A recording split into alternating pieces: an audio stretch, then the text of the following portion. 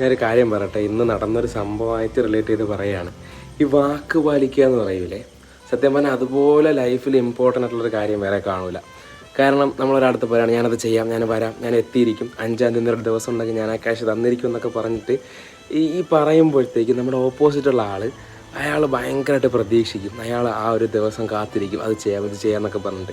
അങ്ങനെ നിൽക്കുമ്പോൾ നമുക്ക് ആ ഒരു സംഭവം നമ്മുടെ ഓപ്പോസിറ്റുള്ള ആളിന് അത് ഫുൾഫില്ല് ചെയ്ത് കൊടുക്കാൻ പറ്റാതെ വരുമ്പോഴത്തേക്കും ഉണ്ടാകുന്നൊരു വിഷമം. നമ്മളിൽ പലരും പല സിറ്റുവേഷൻസ് ഇത് അനുഭവിച്ചവരായിരിക്കും.